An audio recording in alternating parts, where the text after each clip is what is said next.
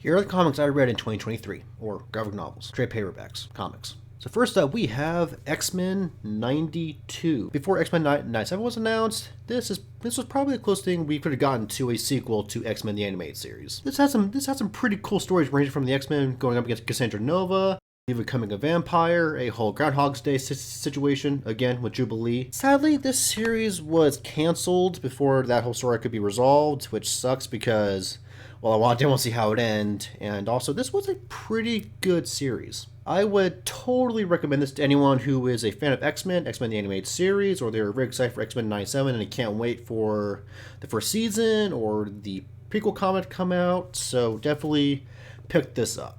Next up, we have Marvels.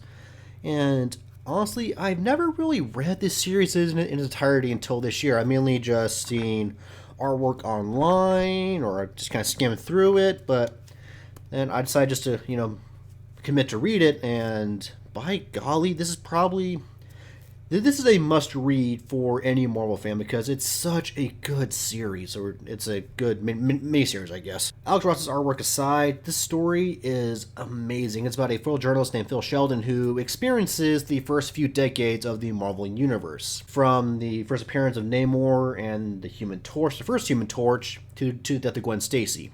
And even then, when we're kind of with Phil Sheldon, we see a lot of stuff going on in the background, like the Avengers taking on the Masters of Evil, or the Avengers fighting Spider-Man. I would honestly love to see Phil Sheldon in the MCU, like maybe in a special presentation to where we see like his perspective from certain like key moments in the MCU, like the first Avengers movie, so on and so forth. I mean, heck, I would love to play Phil Sheldon. Like I would do that in a heartbeat. DC: The New Frontier. Not going to lie, I panic bought this when it was hinted that he could be using this as inspiration for the DCU.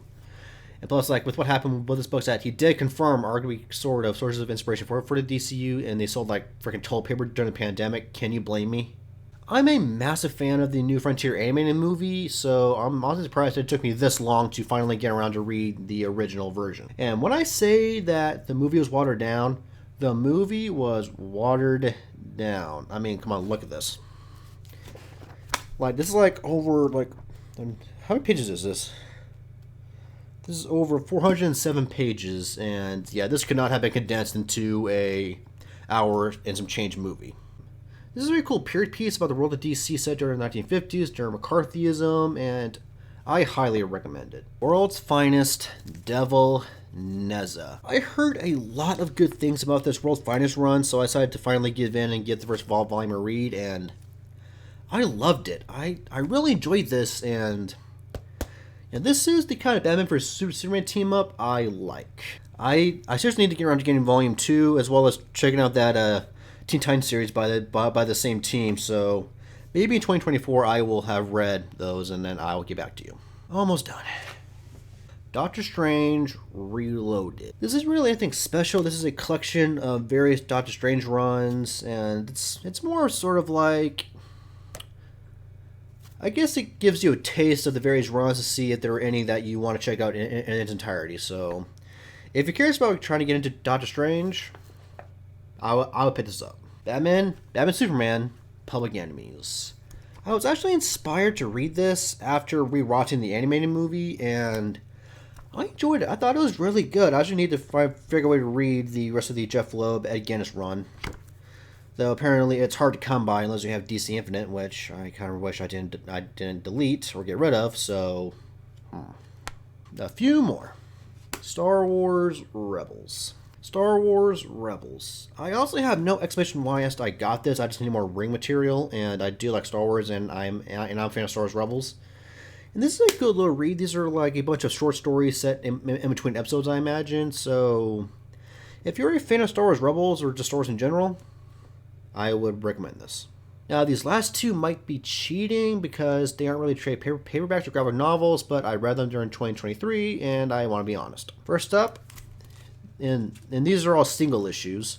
So I'm reading the Gargoyles run from Dynamite. I watched Gargoyles back during 2022, and I loved that cartoon. Well, most of it, season 3. And then after I finished watching this show, I read the SLG comics just to, well, see what those are like and also to purge my mind of season 3. So you can imagine how excited I was when I found out that Dynamite was going to continue Gargoyles. And I would recommend this series. It's so good. The current story arc is wrapping up, and they're doing a mini-series called Dark Ages, which I forgot to add that to the pile. But that's almost over, and then they're going to start a new arc. So if you love Shakespeare, fantasy, superheroes, check this series out. It's awesome. And lastly, Batman The Adventures Continue Season 3. Being a fan of the DCAU and Batman the Animated Series, I ate this series up. And unfortunately, Season 3 seems to be the last season they're going to do, which sucks because, I mean, there's so much more to tell in the world of the DCAU and in Batman the Animated Series, plus they still have some stories left unresolved, like Red Hood and Deathstroke from Season 1. But if this is how the series ends, I'm pretty content. And these are comics I read in 2023. I will recommend any of these, to be honest. Quick announcement, I do plan to have my review of What If Season 2 up here probably Wednesday or Friday, so make sure to sub for that. And until next time, stay well, stay healthy. Make sure to like, comment, and subscribe. And I will see you or talk to you next time. Peace out.